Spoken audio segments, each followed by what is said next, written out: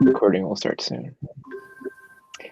All right, so I'd like to call to order the first meeting of the Ad Hoc Subcommittee to review the regional agreement. I'll note that we are recording this meeting, so your continued participation in the meeting is acceptance of being recorded. And thanks to Dr. Keenan for taking minutes tonight in a subcommittee he's not supposed to be representing, but filling in. Hi, Matt. We just got started, and we're talking about the fact that it's recorded and that Brendan's filling in tonight and taking the minutes for us. Since Dan and Jeff are off at Town FinComs tonight. So welcome to our first meeting. Our first item on the agenda is a election of a vice chair for the Ad Hoc Subcommittee. So I'll open the floor to nominations for a vice chair. I'll nominate Kelly Williamson. Is there a second? I'll second. All right. Are there any other nominations? Seeing none, I'll close the floor to nominations. We'll go to a quick roll call to approve. So, Member Brown. Brown, yes. Member Lavoie. Lavoie, yes. Member Otmar. Otmar, yes. Member Williamson. Abstain. And I'll vote yes. So congratulations. This is when I officially sign off, right? And go do something else, unless you run the meeting. So hopefully we can be efficient this evening. And I know, at least for my sake, I know for others of you on the call too, this is night 3 in a row of these meetings. So our objective for our committee, right, is to review and, if we deem appropriate, propose revisions to the regional agreement. And we also need to have a hearing and perhaps otherwise get feedback from our member towns and the public with regards to what they may wish to see as part of the regional agreement. So what I put together as an agenda, we can be pretty loose about this, is first off, talk about potential timelines for how we might do this work. Talk about communications with the towns, what that might look like. Identify priorities, and then our next meeting. We may go off that a little bit in case I know Member Brown has to leave not too long, and he had some conversations with Attorney Bartulis, so we want to make sure we pick Scott's brain before he has to leave the meeting tonight. Hopefully folks have had the opportunity to review the regional agreement. It's so long and but maybe we can talk about timelines first. If we were to look at the regional agreement, and I can share my screen. I think again, kind of in Zoom world here. Let me see how I do this. It was also included on the invite, so we could pull it up there too. Yeah. So. It says that I am sharing a window, so I'm going to presume that's the case. So if we were to look at the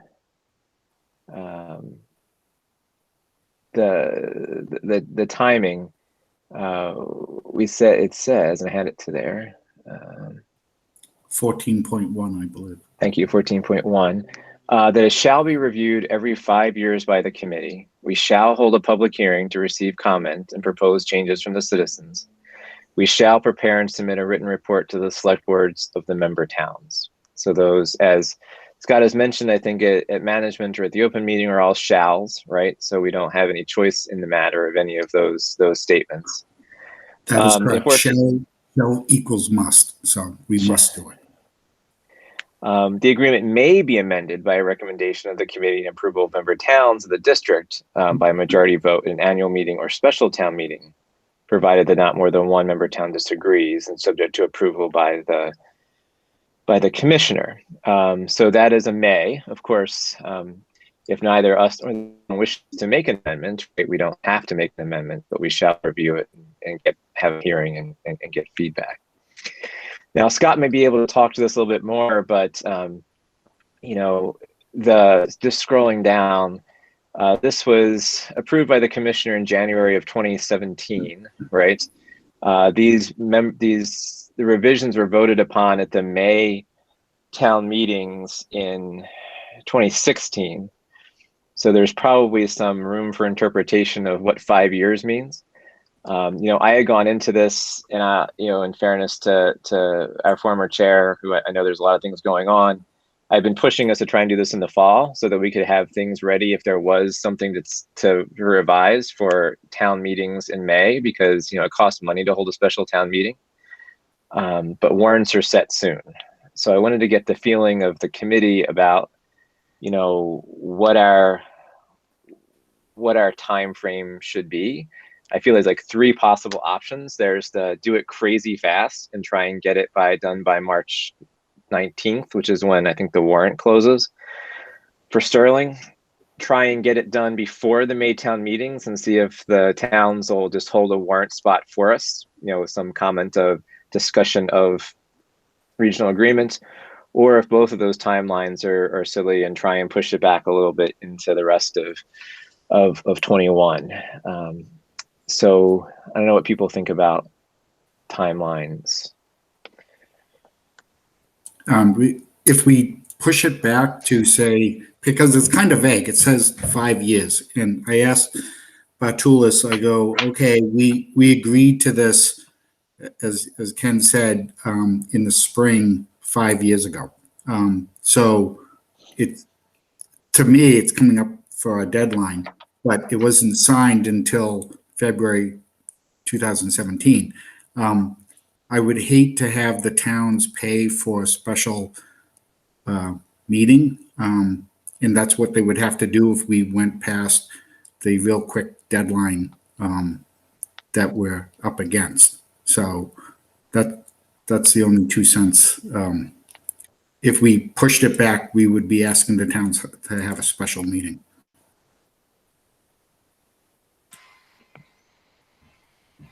So I guess one question I have on it is, so it says shall be reviewed every 5 years. So like, what's the other parts of it about, like public hearing, proposed changes? That doesn't seem to be something that's a part of that 5-year review. And so by us reviewing it now, have we, like with this committee, does that suffice? So I mean, that's just kind of a question on like the timeline part of it, like the text from that. I can appreciate the kind of the desire to not have a separate meeting for the towns, but I'm a bit hesitant to try and rush through and push this through as fast as we can, just because it doesn't seem like that would be a good practice. Right. If we could meet, like if we could, as you alluded to, maybe having a reserved spot on the warrant that we could still gather, like review it, have time for our public hearing, get those comments back, and do all of that before the first town meeting.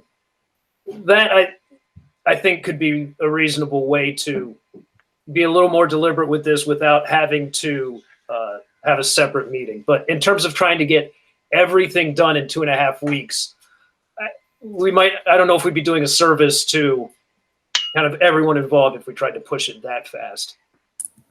I mean, there's 3 things that we have to do. We have to do the review, which we're kind of doing now. And then we have to hold a public meeting for the townspeople to give their input. We don't have to take their input in whatever becomes of that meeting. And then the third thing is we have to prepare a written report to the select board of the 5 towns. And it doesn't have to have any changes. Just say status quo, we're going to renew it as is, or we can say, here are the changes that we're proposing, and then they go to the 5 towns to vote on it.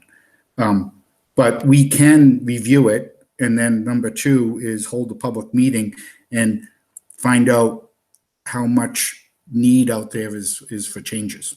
And the townspeople can talk, and we can have it virtually, and and we don't have to have it in person. I asked that question to Bartulis. And so, you know, and get the temperature of the 5 towns on how much change they want. They may not want any change. I don't know. And then if there's a lot of change, then we can say, well, okay, we don't want to rush this and, you know, go slower. So Matt, what do you think?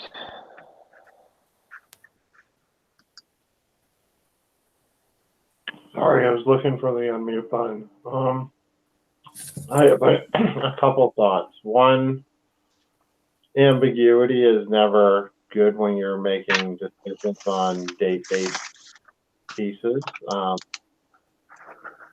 I do know that through budget conversations, the town of Rutland is not in a very good financial position. So my instinct is that I don't think the idea of having to fund a special meeting, regardless of if that's what it has to be, that's what it has to be. But I think from a semantics perspective, if I were to speak for kind of the town, which I really can't, but my gut would feel that they probably would prefer it done in the most economic possible to do it right. And if we have leeway as a ad hoc committee to interpret that, to think about those things and consider those, I think it's worth consideration. That's, you know, I don't think it's black or white here. So it's unfortunately, we have some smart people here at this table that can probably figure out what's best and just proceed with that. But I don't think there's any definitive, there's nothing that shines a light that says this is the course that we have to take based upon dates, unless we say, hey, here's when it was and here's when that date started, or is it when it was agreed to, signed off? I don't know. I mean, Rutland and Paxton have a tendency to have a cleanup fall town meeting. Holden doesn't, but I don't know if having a special town meeting is much of an obstacle for Holden as it might be for some of the other towns. Paxton seems to have also occasional, you know, other business meetings. Does Sterling typically have a meeting outside of May? Kelly, do you know? No, not usually. I wanted to get input. I mean, my feeling was possibly that the middle ground could be something to try. I mean, getting it done in 2 weeks, I think, isn't benefiting anybody because we won't do it right. But if we could try and like ask the towns if, you know, if it's even possible to have a placeholder item on the warrant, because a lot of the times the warrant articles aren't really super well defined until a week or so before the meeting. So I'd asked Joe Bartulis about that, but I didn't think I asked the question clearly enough. I'll have to talk to him, I think. But at least to try, they can always pass it over if we're not ready. Right. Yeah. Yeah, I mean, even if it's just a case of like what goes on the warrant, it just says like the warrant item is approval of the WRSD regional agreement. Mm-hmm. And then as we get closer, we actually have the kind of the changes that we can then present that they actually would vote on. But like I said, I think that probably if the towns would be okay with us saying, well, we want a warrant item on there to vote on this, approving the regional agreement. We don't have all the text of it yet. Does that seem reasonable to people to give that a try? No, I agree. Because if we should look at when we want to hold the public town meeting. And I think that will give us a light on really how we proceed from there. I mean, if it's nobody really shows up and only a few selectmen, and but if we get a big push for a lot of changes, that definitely changes things. Yeah, so let's talk about input. Like when I was on this committee, I don't remember if it was 2 times ago or last time, you know, we did do a tour, right? So we went to each of the towns, which maybe isn't, you know, reasonable at the moment. Just from my end, I would like us to consider not just having one hearing, but also perhaps writing a letter to the boards of selectmen to ask for written input. And, you know, if they want to invite us to a select board meeting, you know, we could attend. But I feel like it would be respectful at the least to, at least I know Holden has an opinion, let's put it that way. And in a way, I'd like to see it in writing rather than just hear it at a hearing. I think we have to have the hearing too, of course, but I don't know what people think about that. I mean, they don't have to respond, but Yeah, I mean, Bartulis said this, that 14.2, I believe it is very vague on holding the public meeting for the townspeople. So it's whatever we want to do. I was just thinking that maybe we don't have to, but I think asking I guess the boards of selectmen would be the right people, or maybe it's the town manager, I don't know. If they would give us written input by date X, you know, or communicate with us as they see fit. Here's when our public hearing is going to be, just to invite input, because I don't know. Oh, I agree. I agree.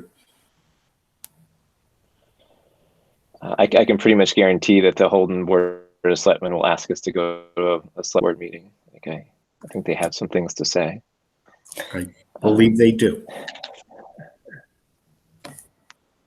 But to Scott's point, you know, if the town meetings are in May, right, early May.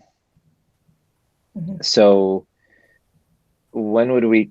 And once we have the public hearing and get input, we have to prepare a document.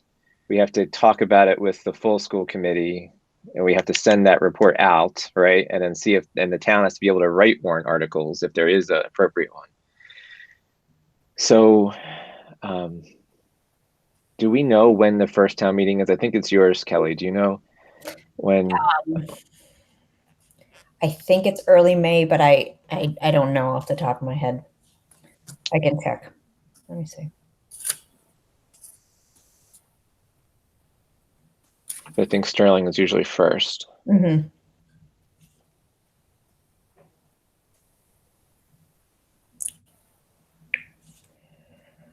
This is when we need Rebecca. I know. Always Rebecca. She had these dates right on top of her mind. Yeah, it was May 6th in 2019. So that whatever that first Monday in May is must be.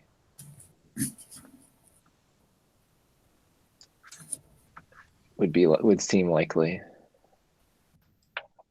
Yeah, so last year's was June, but I don't think we can go by last year's. Yeah, it looks like May 3rd. May 3rd. Yeah, all right. May 3rd. So May 3rd is a day. That is a goalpost, right? So then how far back would we have to go to have do we think we'd have to go to have a public hearing before that? And I did ask Bartulis if there's a possibility of postponing all this, and we would have to follow 14.1. We would have to do all the changes, get the 5 towns to vote on it, on the change of saying, let's go to 6 years review. So it's the same process. And the town of Holden's already indicated they're not interested in that, right? Correct. Well, they might be the only ones, but right. I mean, we could go through all the motions and just saying the only change is to push it out 1 year to give us time to properly do this for next year. But we would have to go through those 3 steps, have the town meeting, you know, get input, and the towns would have to all vote on extending, you know, from 5 to 6. And then we'd have to either the following year put it back to 5 if we wanted to, or keep it at 6. So somewhere in Ken, the neighborhood. Yeah, go I ahead. was gonna. So from previous years, so if we were to do it like the week after Easter, so Easter's April, 4th. yeah, April 4th. That's Sunday. So basically, 1 month. Like if we were to have the public hearing that week, so about 1 month before the first meeting, like would that be doable? So April 12th, we have a school committee meeting, right? That night, at least there's one on my calendar. If we had the hearing, like, are you proposing like the Thursday before? So something like April 8th? I mean, well, I was just looking at that week in general because that's Mhm. basically 1 month beforehand. So, Yeah. I don't know. What do people think about somewhere in the neighborhood of April 8th? To hold the public meeting. Yeah. Because I'm sure there's also some times where we have to like send out notices, even if we don't technically have to, because it's not a budget thing. I think it's good practice, right? That we would, post a couple of public announcements. No, I think we need to get moving on this. So Yeah. So if we did April the 8th, then what do we think about format? Obviously, we'll have to advertise it. We can work with Randy and Rebecca about that. We will have to send out a letter to the boards of selectmen to get request their input and invite them. Do we think that a virtual format is okay? Do we think we need to try and do it at the high school in some sort of hybrid format?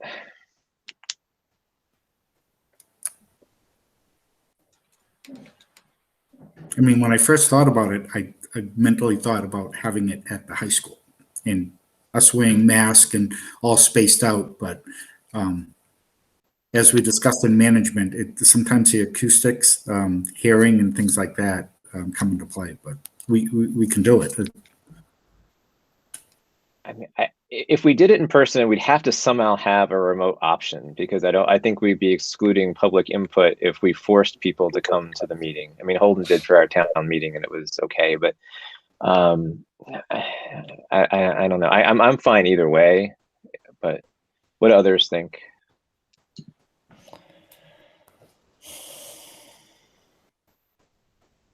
yeah, I mean, I agree. I mean, I think if nothing else, I mean, I think you would want to have some kind of Google Meet like this going, that if someone who can't get, for whatever reason, can't be there in person, but wants to speak to it, that they would be able to do that. And then, I mean, the flip side of it is, if we were to do it completely virtual, are there people that might be excluded because of that, because maybe they don't have a Gmail account or kind of whatever that case may be as well. I think if you had to pick solely one or the other, you would probably be excluding less people if you did it in this kind of forum, fully remote. And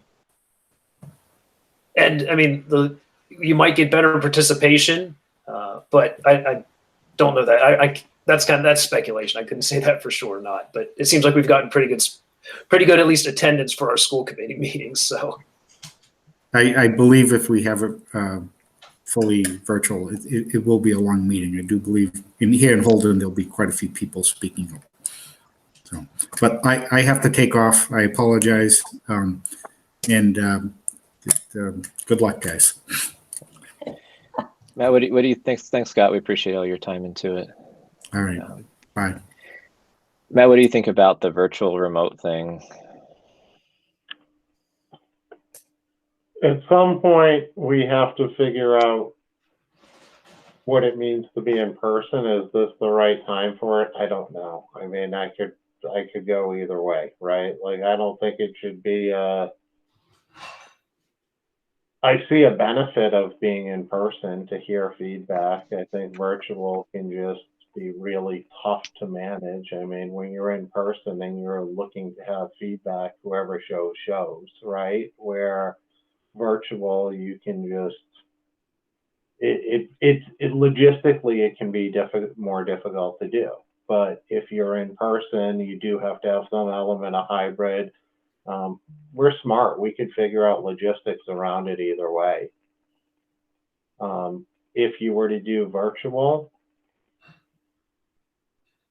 do you have an opportunity to do multiple, if you needed to do multiple events because there was a large demand of audience, you could coordinate that and be flexible. So I'm cool. I'm literally cool with whatever we think is best for capacity wise and safety wise, etc. I'm okay with being in a building with a mask, safely distanced to hear people, and I'm also okay with if we had to do multiple events to be able to have the hearing. So I think both are feasible options. Kelly, what's your thinking? Yeah, I think if we're doing public hearing and we're thinking about, in person, I mean, could we hold two different events? So we have the in-person night wherever we can do that, and then also offer, a virtual night on a different time so that we're not trying to manage both at the same time. With the in-person, I think we'd have to figure out how to manage the numbers if we still have to, if there are still caps on numbers of people gathering, we'd have to, I don't know if we'd have like an entrance door and people come in and speak and then leave, or if we let people stay, we'd have to figure out those logistics. But I think, maybe we figure out a way to offer both at two different times. It opens up possibilities of other spaces too, if we have two separate meetings, because we don't technically have to videotape or broadcast a public meeting if it's open to the public. That opens up the possibilities of like a cafeteria at Davis Hill or someplace that's like right in the door, big open space kind of thing, as opposed to like meandering through the entire high school to get to an auditorium, when it's probably going to be 3 or 4 people, to be honest, from past experience, particularly if people know they have a remote option. If the committee is okay, maybe what I can do is reach out to central office and see, what space is possible, push them a little bit to make a space be possible, and move forward this idea of two meetings. We could do one on the 7th and one on the 8th or something along those lines, and see. And if we publish them, again, as you say, Kelly, it solves a lot of the problems of the logistics. Like, it doesn't have to be broadcast, like, as long as we take minutes. We've had lots of public hearings, that weren't that way. If, as long as people have a virtual option to participate and we take minutes. So the option to participate, does it have to be live, or can the virtual option be something like a Google form where people submit written comment? I mean, I think we could do written comment Google form, but I think we should have a live virtual. I think a hearing is live. I mean, to me, I don't know what others think about that.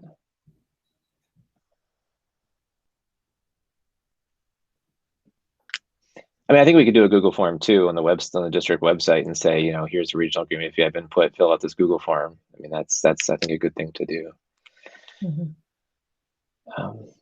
So if we can aim for the 7th or 8th, I've got some homework to do with district central office and with Bartulis in terms of timing. I would assume that I'll just draft up a letter and I'll share it with the subcommittee, and you can just directly to me write back any input you might have about a letter to the boards of selectmen asking for if they would be willing to provide, if they're interested in providing feedback, if they could do so by April 8th. We'll have 2 public hearings that they could attend instead for their input. Something short and sweet. It has to be soon, because goodness gracious, it's not that long from now. I guess another question is, what are our priorities in the regional agreement? I can think of two. I'll just put them on the table and then get yours, and we can go into details. One, the size of the committee is a thing to me, and the second is the amount of money we're allowed to use out of E&D. That was an issue when we tried to replace the roof, right, in at the high school. We were kind of had our hands tied by the limit, the way Daryl chose to read the regional agreement. I don't actually agree with the way he read the regional agreement, but we might want to clarify it if it was unclear. Because we wanted to use money from E&D to replace the roof at the ECC, and we couldn't use more than a certain amount, and we had to use other ways to get it. So something we at least look at the clarity of that language. What other topics do people want to put on the table?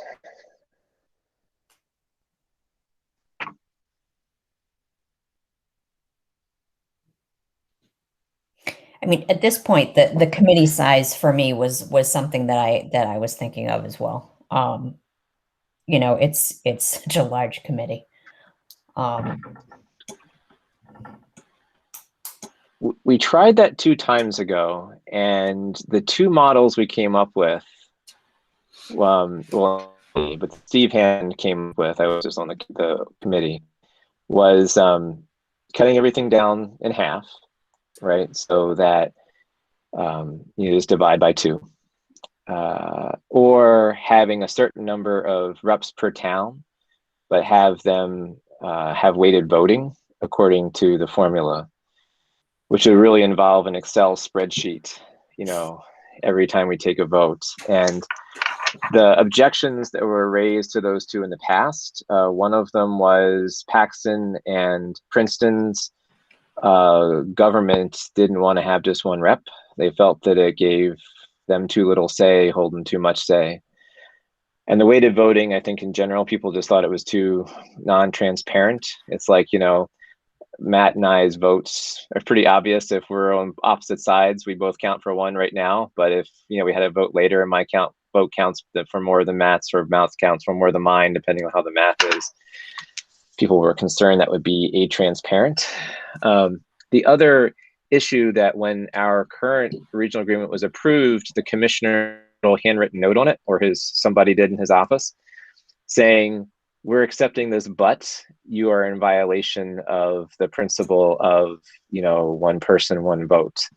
And I will say it'll get worse because I did the math using this year's numbers. So Randy reached out to the towns. We got the numbers, and let me see if I can share screen. Where the heck did that go? Present. Let's see, a window, Excel. So I came up with a little Excel tab, and I think it's this one. Sure. Too much on my computer. And are y'all seeing this Excel document? Yes. So this is the wrong year, right? Because it's this year as opposed to next year is what it should be. These are the relative town populations. And then what I did was I standardized the numbers dividing by Princeton to come up with a ratio, right? And you can see that it still meets our current representation of 10-2-2-4-4, but Rutland is super close. So a couple people move into Rutland, a couple people move out of Princeton between now and next year, and they would get over the 2.599 number, which would give them 6 reps, which is fine. We love Rutland.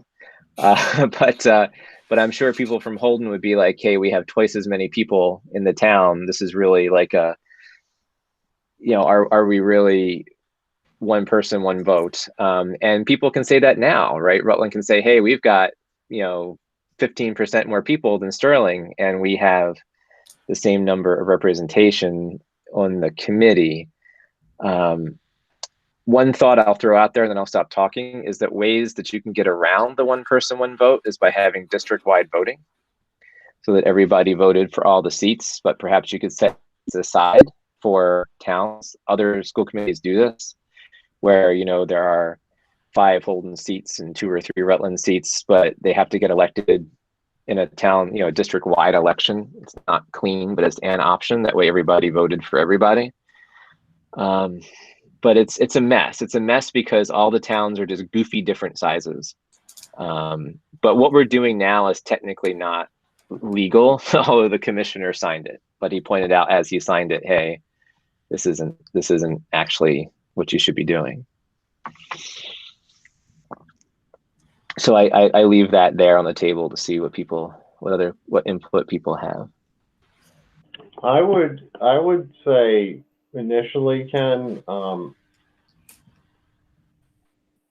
I look at it as 1 vote per person, because that's what all Robert's Rules of Order talks about, that, right? And maybe I've just ignored parts on weighted voting, and I understand you could go with an election around throughout the district. I think that creates complexity.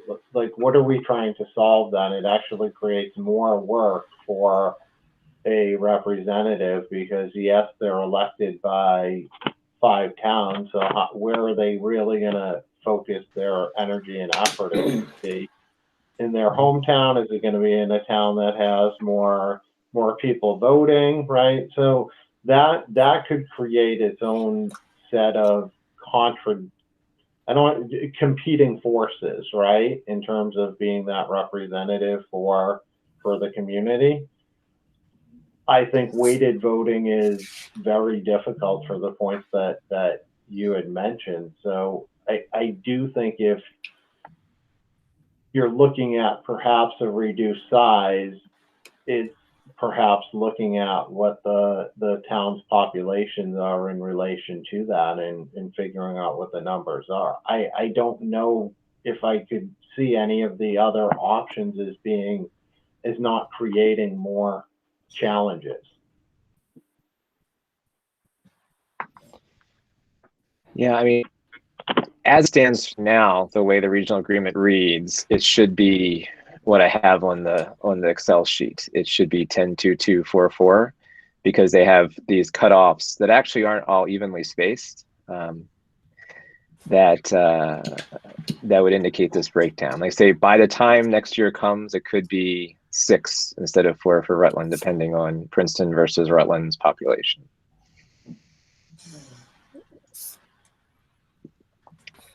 And it's not, they don't go in the odd numbers, right? It's not like, oh, 5 is the next step. It goes from 4 to 6, the way it's written.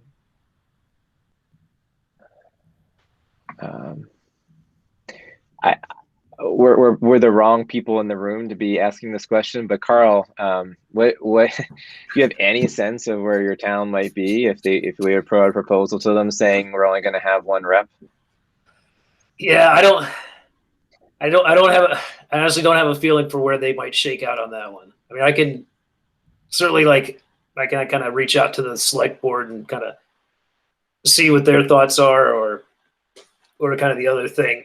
But I mean, I guess it's I mean, I guess one thing that, and I've heard it, and it may have been when Glenn came to talk to us, that I think that I thought that he had said, like, or somewhere, like, how it, like, if you go that route where a town only has 1 representative, then part of your quorum requirements are that a representative of that town is there.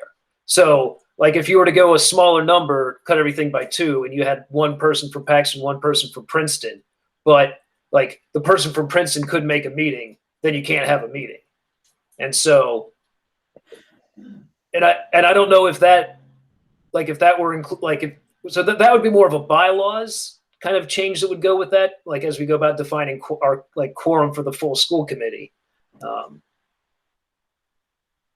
But because you cut all the numbers in half, and so right now Paxton gets 2 voices out of 22, which still works out to 1 out of 11. So, I mean, that may be true, Carl, but if it is, we shouldn't have met on Monday night because there was nobody from Princeton at that meeting. Oh, no. I'm saying I'm saying, like, that was one of the things I feel like that Glenn had mentioned, that what towns have done in their bylaws, like that's so like if we only had one, if we were to go down to a smaller number where there was only one representative, like from Paxton, one representative from Princeton, then we couldn't have a school committee meeting unless they were there, because there wouldn't be quorum.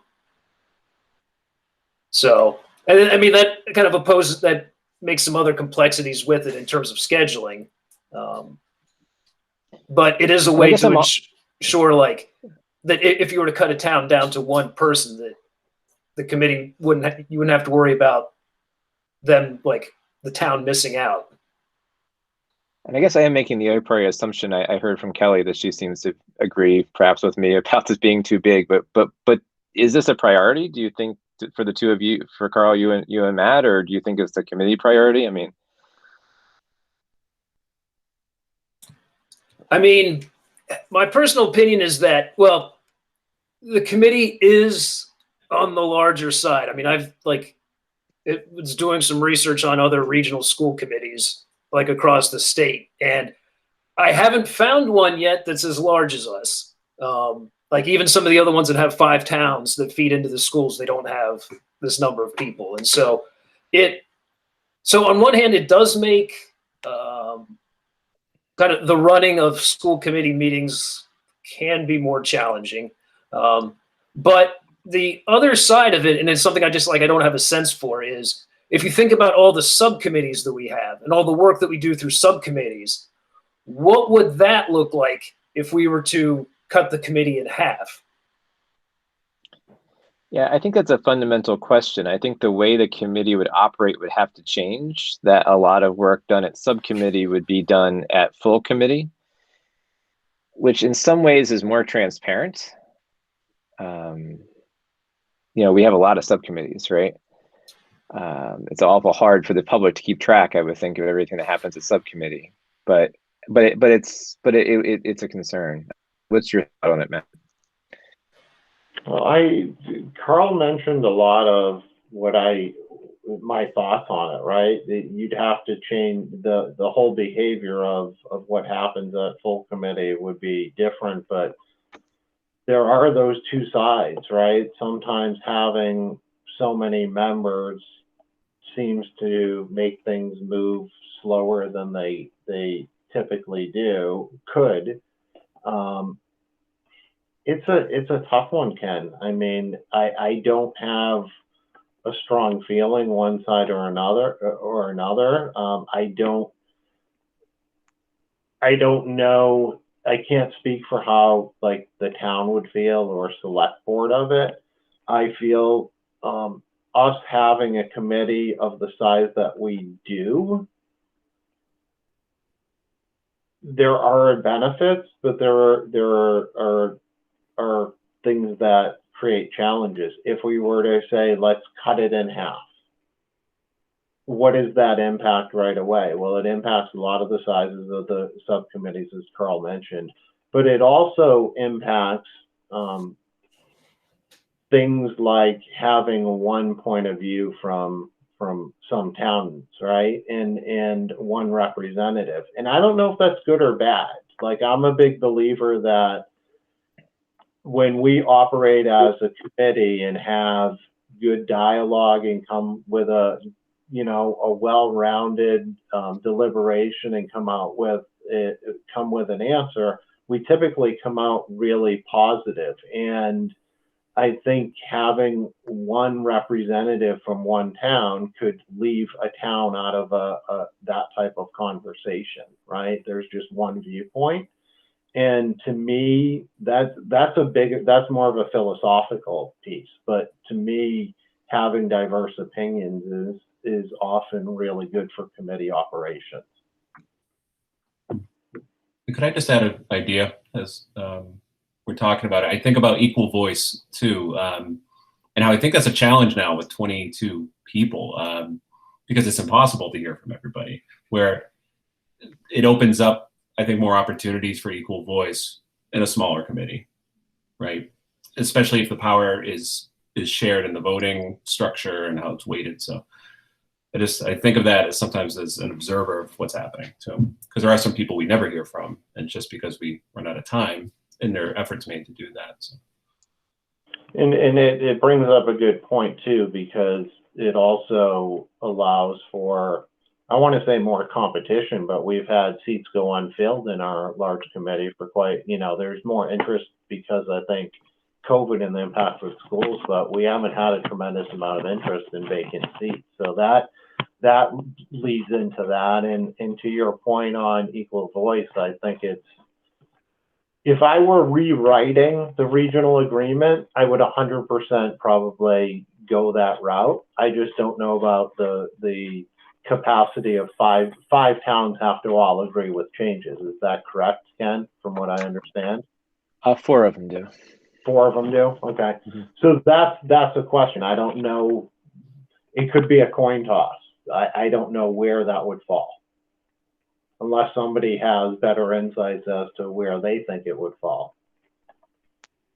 Yeah, I mean, it's something where, if we ask for input, we may hear it from, it can be very different from what Holden thinks. I mean, Holden probably looks at our committee meetings and sees, a little bit of dysfunction and would be solved by fewer voices. They don't have the same concern because they're going to have multiple voices on the committee regardless.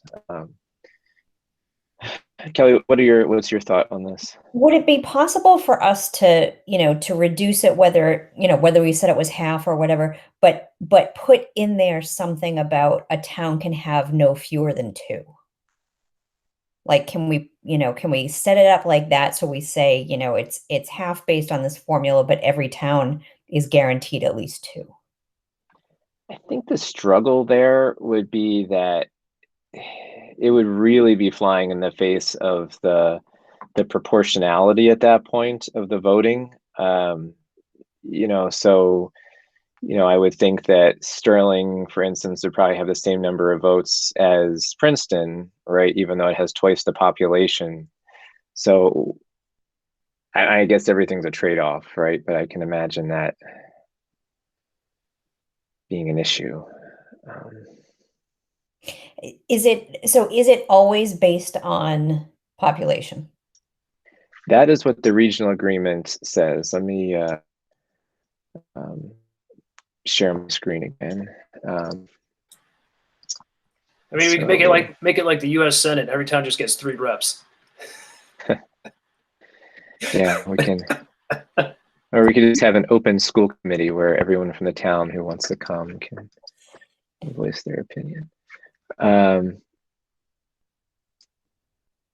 So these are the ratios we have set up, right? So I had normalized it on that sheet, and Rutland, Holden is the biggest. It's at like 5.3 or something. Sterling and Rutland both fit in this 1.5 to 2.599 window, but Rutland's right pushing on the edge of that window.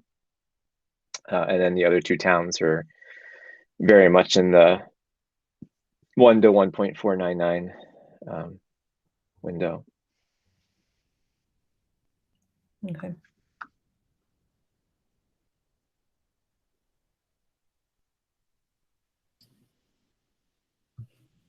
So in a way, some of that minimum number is already baked in by it being 1.5 in the first bracket, and then 1 in the rest of the brackets.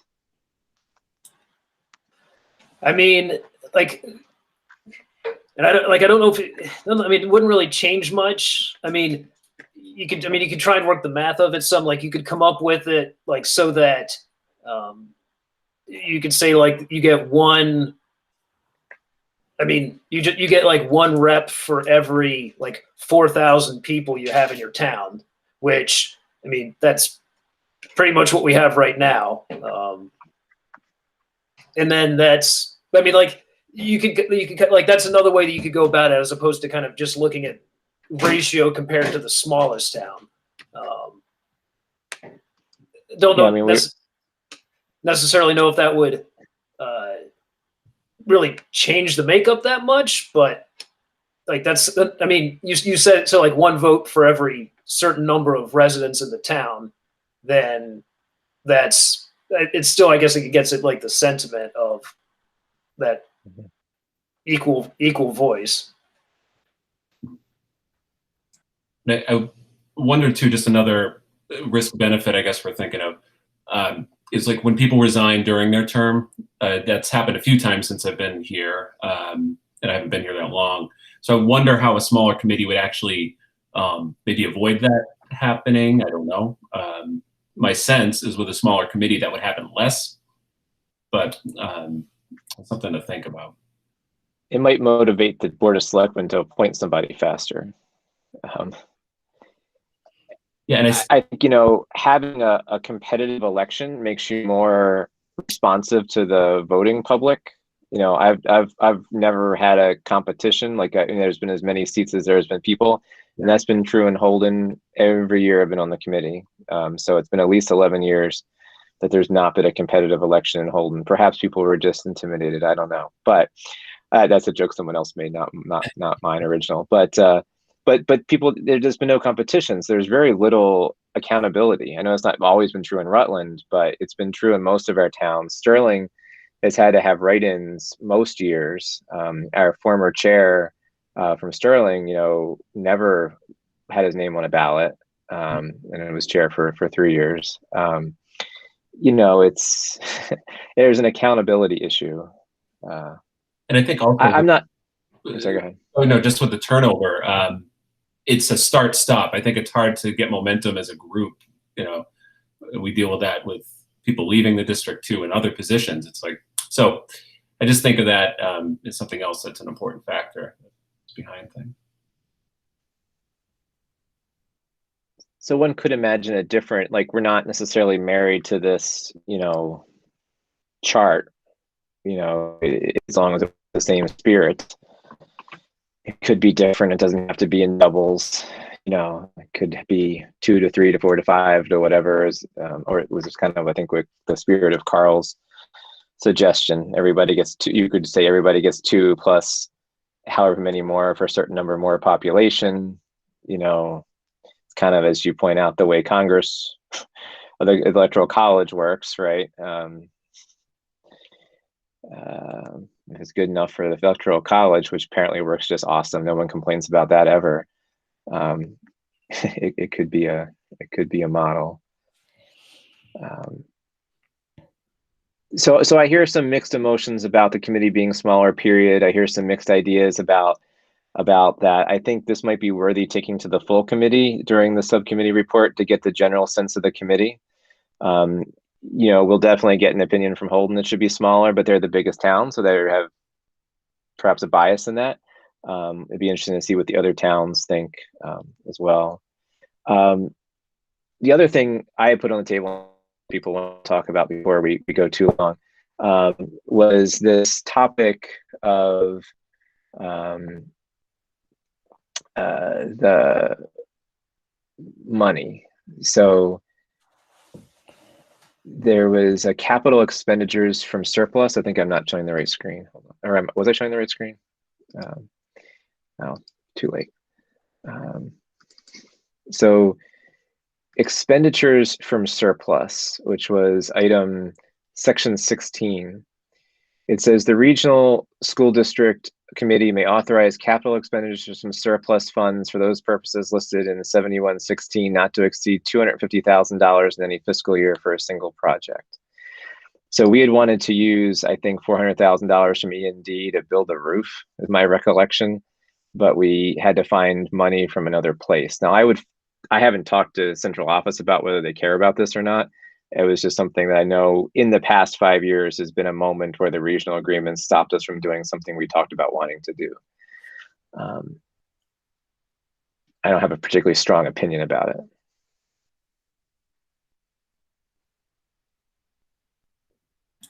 it. How long has it been 2,500 for that? Is it? I mean, is that something that was like written into the original agreement back before the Cold War and just never adjusted for inflation? 250,000. I don't know. There's the only history on here is when things were amended, not what we amended. So I'm sure, you know, Rebecca could probably figure that out, but Probably 200 feet by the Cold War, because it probably would have bought us a lot. At least one gold toilet. Yeah. Does anybody have a strong enough opinion about this to have an opinion about it? Because I mean, honestly, I don't. It's just something that had come up over the past 5 years. I mean, that seems like that's something that probably could probably raise that number, or even change it to say like not to exceed some percentage of certified E&D, which again that kind of fluctuates based on whatever your E&D's at. But I mean, I don't. That's probably not one that I don't think there would be a lot of pushback to change that number to maybe something a little bit higher that might be helpful to the district at some point down the road. Anyone else have an opinion? Are there other parts of the agreement that people want to flag?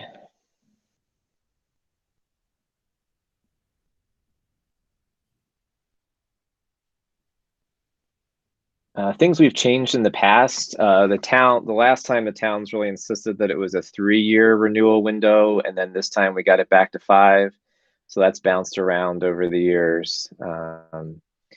The towns wanted to be able to open it themselves, and I think we pushed back against that by saying, hey, if you really want to open it, just tell your school committee reps and we'll open it. It's not as though we're not going to open it. You know, we're elected reps. I feel like Holden is going to want to talk about the thing that always gets talked about, which is, you know, some of the bits about removing schools from the district.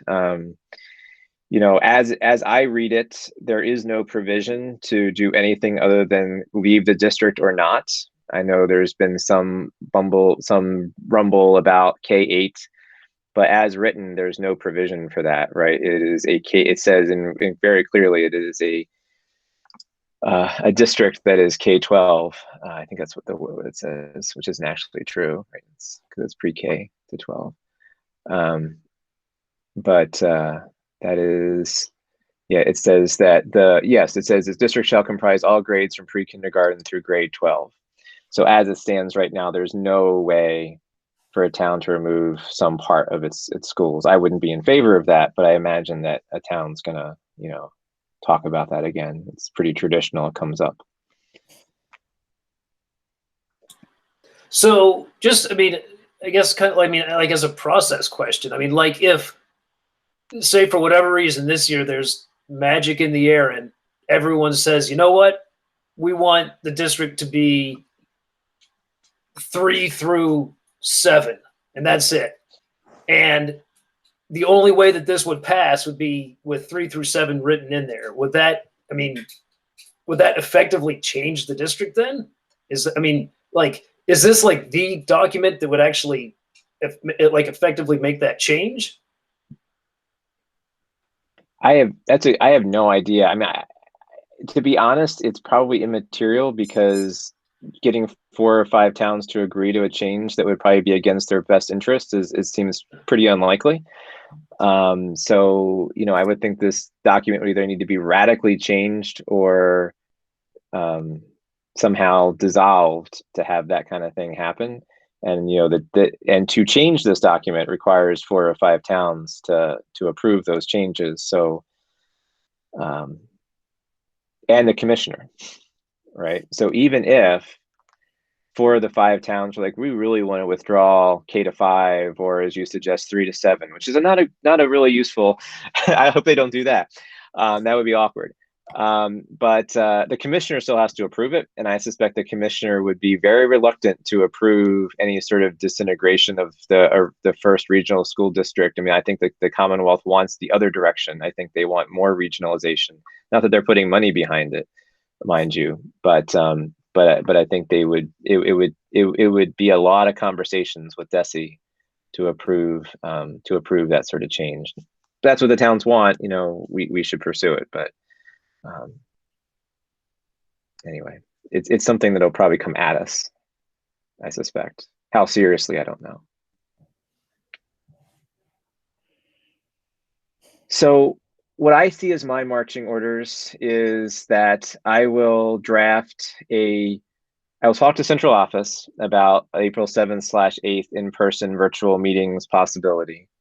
I will draft a document and share it with you and ask for just feedback from you individually so we don't violate any open meeting law, about a letter to the towns asking if we can have a holding space on the warrant if Joe Bartulos tells us that's allowed, and that we'll have this hearing, and we'll ask if they have any input. Please send it to us in writing. We'll have this hearing on 7th and the 8th. I'll ask Chair Dennis for space on the committee meeting to get feedback from the whole committee about things they might want to have a discussion about. Between now and then, I'll see if administration has anything they want to address, which could also be the case. Do we think we need to meet again ahead of a public hearing, or do we think we would meet after the public hearing to digest what the public hearing told us?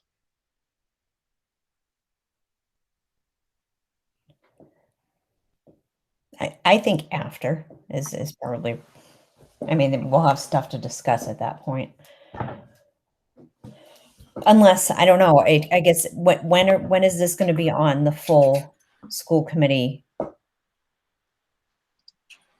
I know I'd have to ask Chair Dennis when he thinks we have space to do that. That was my only thought was, if they bring topics up, it may be worth having a discussion afterwards. But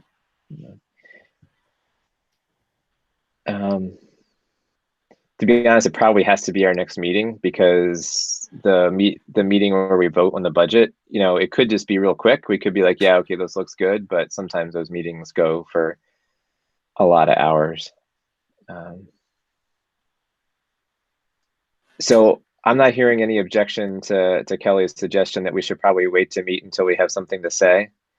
We have the meeting on the 12th.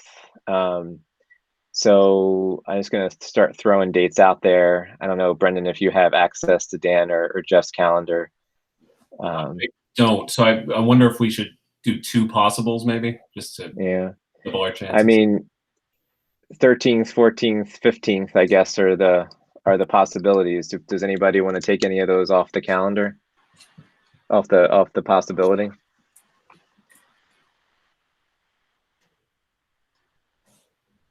Matt, do you have one you want to scratch? What days did you say again? I was thinking the 13th, 14th, or 15th of April, just because that's after our meeting on the 12th.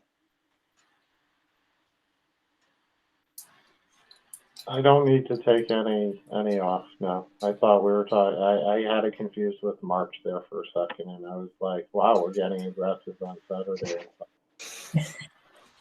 Yeah. I mean, I would have a preference to the 14th or the 15th instead of the 13th, but I can make the 13th work, Brendan. If and Randy can also poll, Scott as well to see if he has an issue. I'll put that in the minutes. So yeah, any one of those three dates, 13, 14, 15? Yeah, Kelly, Carl, do you have a? 14th would be my first choice, the Wednesday, but can make the other days work. So. Okay. Kelly, anything? I mean, I would prefer the Wednesday, Thursday. Yeah, I'd prefer the Wednesday, Thursday also personally, but I could do the Tuesday if I had to. Mm-hmm. Okay. So the objective for that meeting would be to review the feedback that hopefully we got from the public hearings and from whatever feedback we get from the towns and hopefully from the school committee. We could even get feedback from the school committee on the 12th if we have to, right? That could be where we have that discussion. And then I guess we'd have to think about for the report, right? What are we planning to write for a report to the towns? And does that necessitate any changes? If there's no changes and we reviewed it and we write, then fine.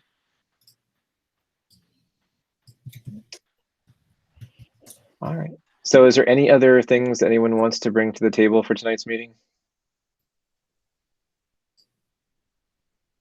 All right. So seeing none, I'll take a motion to adjourn. So moved. Seconded. All right, so moved and seconded. Member Lavoy, Lavoy, yes. Otmar, Otmar, yes. Williamson, Williamson, yes. and Mills, yes. So thank you, Brendan, so we're adjourned. Thank you for note-taking and for being here tonight. Thank you. And we will see you all on Monday night, I guess, right? Yes. Okay. Yeah. That's good. All right. Appreciate it. Take care. Bye. Good night.